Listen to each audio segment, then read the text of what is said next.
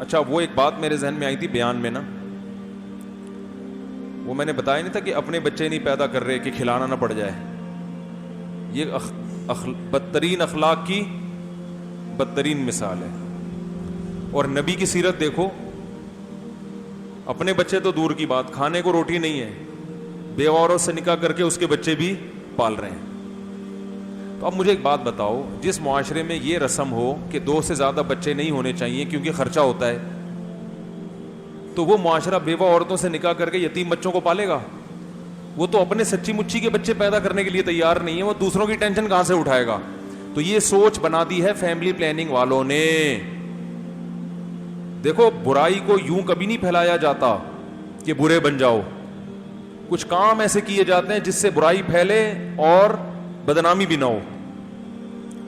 جب موسیٰ علیہ السلام نے فرعون کو سمجھایا تھا نا، تو اب دیکھو نبی صلی اللہ علیہ وسلم نے کیا کہہ رہا تھا میں، دیکھو بات ہی ساری ادھر ادھر ہوئی نا.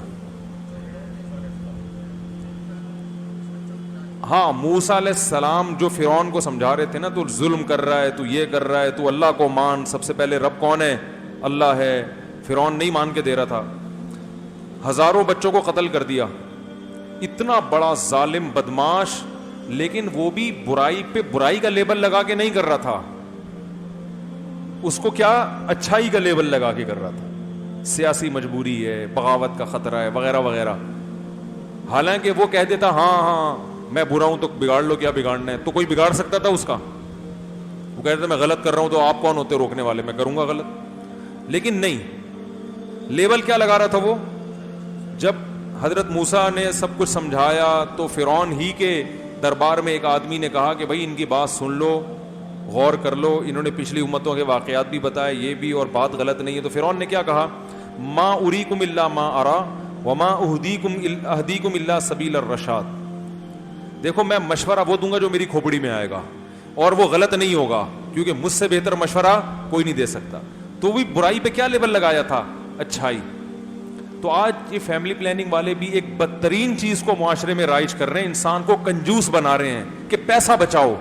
نسل روکنے کے پیچھے فلسفہ یہی ہے. ویسے کہتے رہیں گے غریبوں کو کھلاؤ، غریب، او بھائی آدمی کا تو دل اس وقت تنگ ہو گیا جب وہ اپنی اولاد روک رہا ہے اس نیت سے کہ خرچ نہ کرنا پڑ جائے، تو اب ہاتھ نہیں کھل سکتا. یتیم بچوں کو کیوں پالے گا؟ وہ یہ کر لے گا عیدی سینٹر میں 5 روپے پکڑا دیے، 20 روپے وہاں پکڑا دیے، 40 روپے وہاں پکڑا دیے، وہ تھوڑا تھوڑا. جو بڑا ظرف اسلام بنانا چاہتا ہے وہ پیدا نہیں ہوگا. اسلام آپ کا ذہن یہ بنانا چاہتا ہے کہ کھلانے والا کون ہے؟ اللہ ہے، اس کی پرواہ نہیں کرو، کھلائے گا. یہ ہٹو بچوں جو دماغ ہے نا، یہ کافر کا نہیں بن سکتا. وہ کیلکولیشن کرتا ہے یہ اتنی پھر اتنا نکالو تو ٹھیک ہے، میرے پاس اربوں خربوں روپے ہیں، اور ان کا والی وارث بھی کوئی ہوتا ہی نہیں ہے.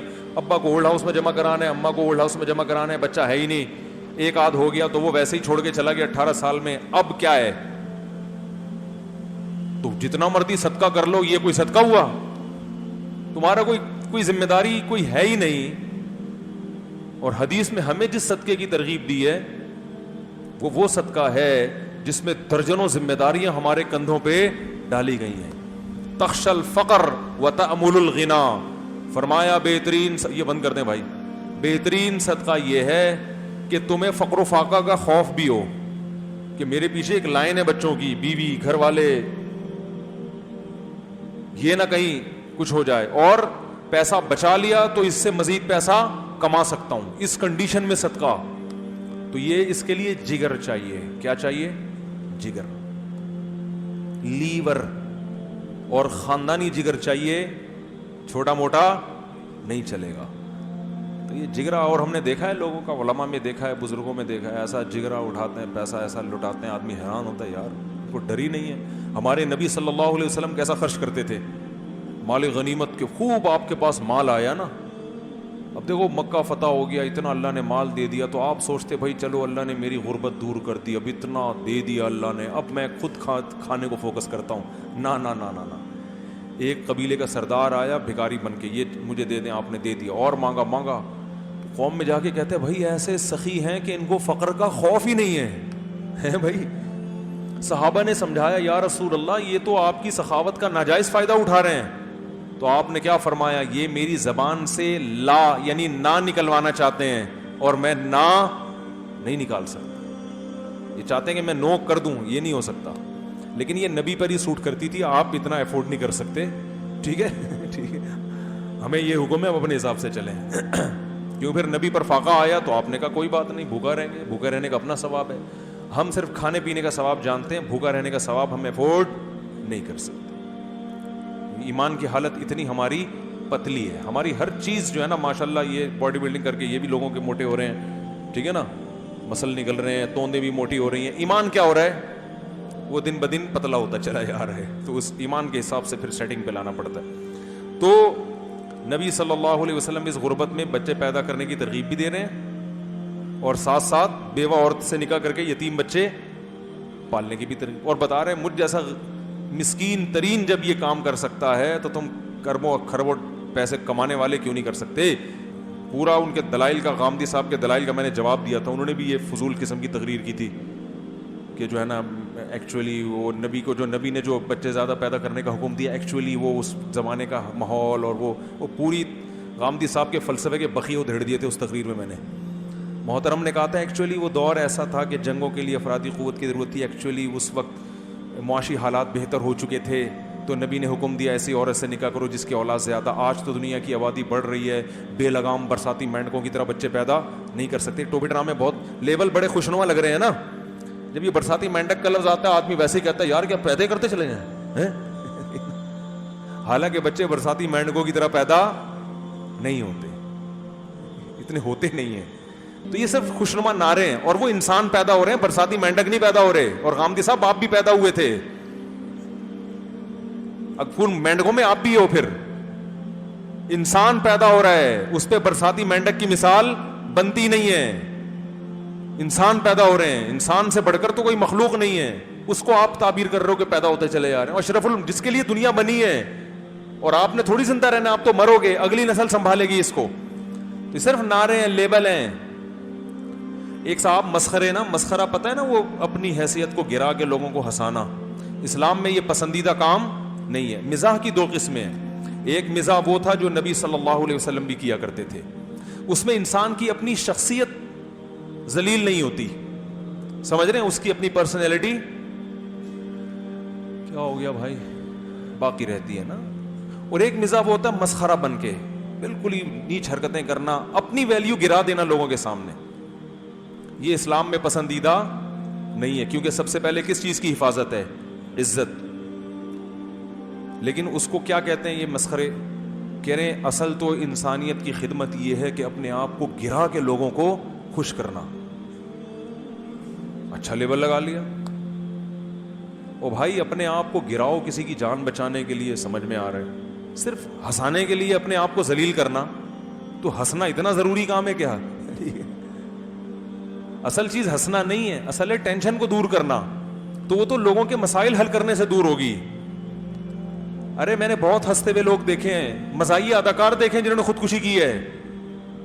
تو ہنسنا نہیں ہے اصل, مسائل حل کر کے لوگوں کی ٹینشن دور کرنا. تو کہ نفسیاتی ہاسپٹل کھول لیتے وہ ٹھیک تھا, اس کے لیے آپ کو اگر گرنا بھی پڑ جاتا آپ گر جاتے, ہم اٹھا لیتے آپ کو. تو ہر الٹی سیدھی چیز پہ لیبل کیا لگایا ہوا ہے. جو ہیروئنز ہیں فلموں کی, بے حیائی کو فروغ دے رہی ہیں, ٹھیک ہے نا. لوگ اپنی بیویوں کو دیکھنا لوگوں نے چھوڑ دیا جب سے ان ہیروئن کو دیکھ رہے ہیں. لوگ اپنی بیویاں اچھی نہیں لگتی, گھر کیا ہو رہے ہیں تباہ. جب آدمی رنگ برنگی چیزیں فلموں میں ڈراموں میں دیکھے گا تو اپنی پرانی اچھی لگے گی؟ کیا ہو گیا, نہیں لگے گی. اس سے گھر کیا ہو رہا ہے, فیملی سسٹم تباہ ہو رہا ہے. کیونکہ جب مرد رنگ برنگی چیزیں دیکھے گا تو اپنی والی کہاں لگے گی اچھی اس کو, تو وہ بیوی سے محبت تھوڑی رہے گی. اس کو حقوق بس ادا کر رہا ہوگا سالوں کے ڈر سے. ایک جذباتی محبت جو اس ہیروئن سے ہے وہ تھوڑی ہوگی اس کو. لیکن ہیروئنیں کیا لیبل لگاتی ہیں, انٹرٹینمنٹ. ہم لوگوں کو کیا کر رہے ہیں, انٹرٹین. ہم لوگوں کو انٹرٹین کر رہے ہیں, ان کی ٹینشن دور کر رہے ہیں. تو زانیہ طوائفہ تو پھر زیادہ معاذ اللہ ٹینشن دور کرتی ہے. وہ تو پورا زنا کا اڈا کھول کے بیٹھی بھی ہے کہ جس کو ٹینشن دور کرنی ادھر آ جاؤ. اور دور ہوتی بھی ہے ٹینشن, جو ٹھرکیوں کی ٹینشن دور ہوتی ہے کہ نہیں ہوتی. بلکہ بہترین چیز ہے چرس. ہیروئن چی بھی لیبل لگا سکتا ہے. ہیروئن بدنام ہو گئی نام کی وجہ سے. ہیروئن جو ہے نا پڑیا, اس پہ آپ اینٹی ڈپریشن ٹیبلٹ لکھ دو, اب وہ کیا ہو جائے گی, حلال. Anti depression. حدیث میں آتا ہے نا, لوگ قرب قیامت میں شراب کا نام بدل کے حلال کر لیں گے اس کو, ٹھیک ہے نا, نام چینج کر دیں گے اور کیا ہو جائے گی, شراب. تو یہ سارے جدت پسند لوگ اسی طرح کریں گے. تو اس لیے یہ ان لوگوں کا بھی, فیملی پلاننگ والوں کے نا نعرے اچھے ہیں, اس سے جو برائی پروموٹ ہو رہی ہے, لوگوں کی طبیعت میں کیا پیدا ہو رہا ہے, بخل, کنجوسی, توکل اللہ پہ ختم. جو اللہ پیدا کر کے کھلا رہا ہے, دکھا رہا ہے کہ ماں کی چھاتیوں میں دودھ پیدا کر رہا ہوں, تیرے ذمے نہیں میرے ذمے ہے, اس خدا پہ بھی یقین ختم ہو رہا ہے. نہیں اللہ تو صرف دودھ پلا سکتا ہے, باقی تو میرے بٹوا ہے نا اسکول کے, تو میری فیس جائے گی. تو توکل ختم. جب توکل ختم تو ڈپریشن بڑھے گی, کیونکہ آدمی کو پتہ ہے سارے کام اسباب سے ہوتے ہیں, اللہ تو کچھ کرتا ہی نہیں ہے. جہاں اسباب فیل ہوں گے کھمبے کی طرف جائے گا لٹکنے کے لیے. ہمارے ہاں اسباب فیل ہو گئے, بھائی اللہ تو ہے نا یار, وہ کسی سبب کا محتاج بولو نہیں, وہ سب کچھ کر سکتا ہے. جب سب کچھ کر سکتا ہے تو کھمبے سے لٹکنے کی کیا ضرورت ہے.